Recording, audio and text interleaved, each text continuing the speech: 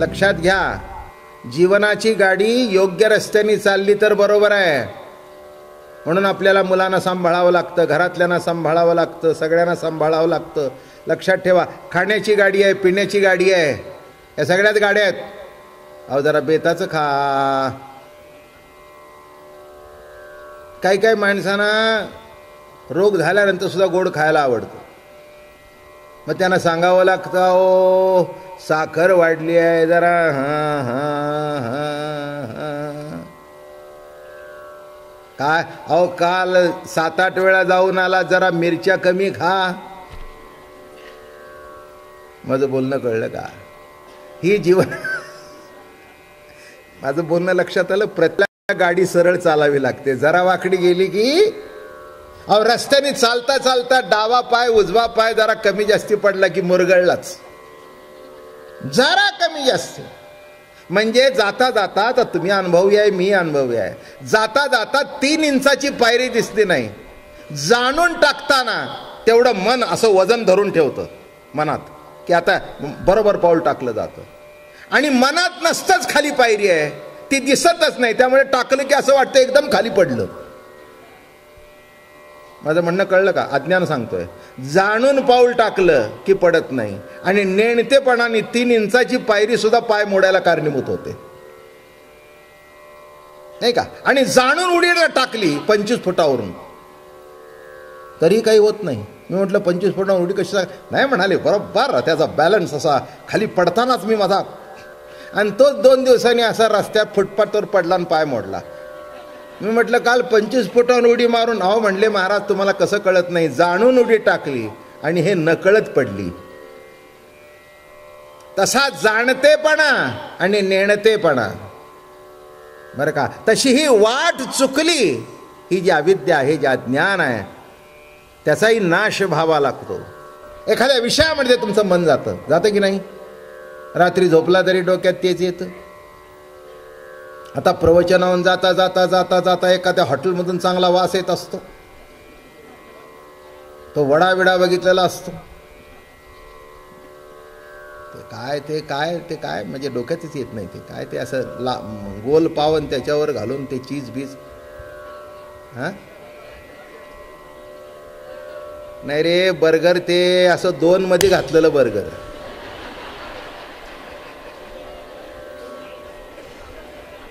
ते खाली वर आणि मधी बर्गर. त्याने असं ते मोठा पाव असतो त्याला काय, pizza pizza pizza pizza pizza. अहो ते आहेच की कुठे, ते असं तसं आलं की ते पिझ्झा हट आहेच की. एक दिवस मला ते पिझ्झा शब्दही दिसलाच नाही, पिसा दिसला. जीवन योग्य रस्त्याने वाटचाल करू लागल्यानंतर तृणाव्रत म्हणजे रजोगुणाचा नाश व्हावा लागतो. एक एक एक एक थोडंसं आपण जरा मागचा आढावा घेऊ, पण तात्विक दृष्टिकोनात. काय, हां, दुष्टपणा गेला, अज्ञान गेलं, त्याच्यानंतर काय गेलं? रजोगुण. बरं का, 3 गुण आहेत, सत्वगुण, रजगुण, तमगुण. खरं म्हटलं तर 2च गुण, हे मधलं मिक्सचर आहे. 50% सत्वगुण आणि 50% तमगुण, या दोघांचं कॉम्बिनेशन म्हणजे रजगुण. आणि त्या वृत्तीचीच माणसं जास्ती. सात्विक कमी, तामस कमी, पण जवळजवळ 90% सगळे रजगुणच. बूट किती जरी चांगला असला तरी तो बूटच आहे. तसं गुण कोणचा जरी असला तरी तो वाईटच आहे. मूळ पदाच्या ठिकाणी हे त्रयधर्मा कारण, आता माते जाणून तू काही नेण सुखया होशी. सत्वगुण, रजगुण, तमगुण हे सगळे बाजूला सोड आणि गुणातीत आहे मी कसा आहे? मी कसा आहे? गुणातीत आहे. आणि म्हणून मी तुम्हाला जरा पुढे पुढे पुढे मग रजगुण टाकून दे, मग सत्वगुण वाढीस लागेल. रजगुण नाहीसा झाल्यानंतर लक्षात ठेवा, मनरूपी माखन हातामध्ये येईल. पण एक सांगू का, ज्याच्या घरामध्ये मनमुखी माखन आहे त्याची चोरी होईल. चोरी कशाची करतो? कशाची? चित्त चोर. चित्त म्हणजे मन. भगवंतानी कशाची चोरी केली? तुमचं मन चोरलं. पांडुरंगी मन रंगले, गोविंदाचे गुणी वेधले. पांडुरंगी मन रंगले. मन कुठे रंगलं? पांडुरंगाच्या ठिकाणी मन रंगलं. मन माखन चोरून नेलं. देव दुसरं काही चोरत नाही. लक्षात ठेवा, बाकी काही चोरताच येत नाही, कारण हिसकून घेता येत नाही. हात हिसकून घ्यायचा म्हणजे तोडला पाहिजे. पण मन, तुमचं मन तुमच्या ताब्यात न राहणं, त्याच्याकडे आकृष्ट होणं, नामे मन चोरून नेणं. हे बघा, सत्वगुण सोडलं की पुण्यात आलो आपण. अरे हसा की, नाही कळलं तुम्हाला? अहो, आळंदी सोडली की पुण्याचाच मुक्काम आहे ना. असं काय करता तुम्ही? कमाल झाली बाबा. तुम्ही काय माझं 15 वर्ष ऐकताय का? खरंच ऐकताय का? काय म्हटलं? सत्वगुणाची आळंदी सुटली की कुठच्या भूमीत आलो? पुण्यभूमी. अलंकापुरी. पुढचं म्हणावं, पुण्यभूमी पवित्र. अलंकापुराला जोडून कोणची आली? पण नीट लक्षात ठेवा, त्या पुण्यभूमीत राहून सुद्धा अहंकार होईल. हे जरा पुढे सारखा. सासवड काकांच्या भूमिकेत, मग जरा थोडं जेजुरी, अधूनमधून जरा कपाळ पिवळं करा, जरा मुरळी असू द्या. काय? वाईट असेल तर वाईट आहे, देवाची नावाने सोडली ती मुरळी आहे. मग हे सोडल्यानंतर सगळं बरड आहे. मग पुन्हा नातं पुत आलं.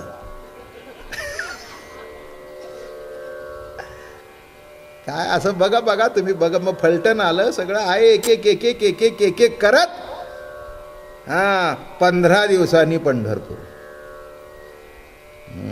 15 दिवसांनी चालून गेल्यानंतर पंढरपूर चटकन येत नाही. तसं एक एक मुक्काम, चांगला असू दे नाही तर वाईट असू दे, सत्वगुण असू दे, रजगुण असू दे, तमगुण असू दे, मूळ पदाला पोचण्याकरता सगळंच सुटायला पाहिजे. अगदी तुमचे 5000चे फेदरवेट बूट जरी असले, काय हो सध्या बूट सुद्धा 5-5 हजार, 10-10 हजार, ते जरी असले तरी मंदिरात जाताना बाहेर काढून ठेवा. एक म्हणला चोरून नेलं तर म्हणतं डोक्यावर घेऊन जा.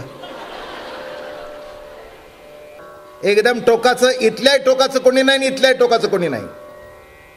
तामसी वृत्ती एकदम कोणाची? राग येतो, पण अगदी खून करण्यापर्यंत नाही. राग येतो, पण कोणाचा जीव घेण्यापर्यंत नाही.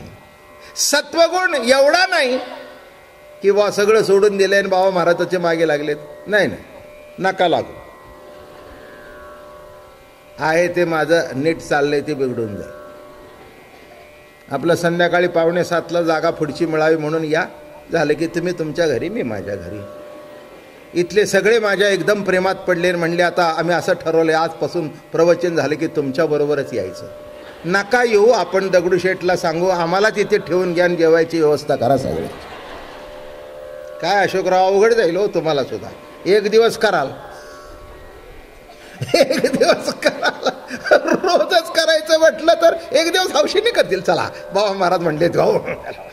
शेवटी असतंच नाही केव्हा तरी जेवण तुमचं मुक्तद्वार.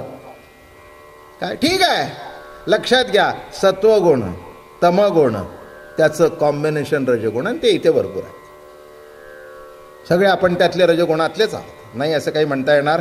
आपल्यात काही चांगलं आहे, काही वाईट आहे, काही खरं आहे, काही खोटं आहे. आहे का नाही? नाही म्हणायची गरज नाही. कदाचित खरं जास्ती असेल, खोटं थोडं असेल, पण आहे एवढं खरं. काय? भाजी जास्ती असेल, तिखट कमी असेल, नाही तिखट कमीच असावं.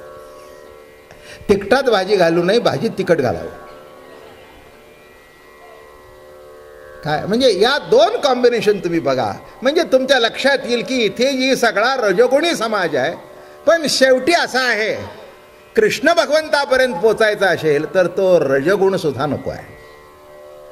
आपण टॉपचा रासक्रीडा सांगायची आहे. म्हणजे एक एक मागे पडत गेलं पाहिजे. आळंदी जरी सत्य आहे तरी पंढरपूरला पोचण्याकरता पहिल्या मुक्कामाला आळंदी मागेच पडायला पाहिजे. माझं बोलणं कळलं का? आता याच्यातून तत्वज्ञान सांगतो. आळंदी हे संतभूमी आहे, सात्विक आहे, पण पांडुरंगापर्यंत पोचण्याकरता तो सत्वगुण तीर्थ सुद्धा मागे पडायला पाहिजे. सगळंच मागे पडायला पाहिजे. सत्वगुण, रजगुण, तमगुण सगळे गुण मागे पडायला पाहिजे, तेव्हा प्रभू भेटेल.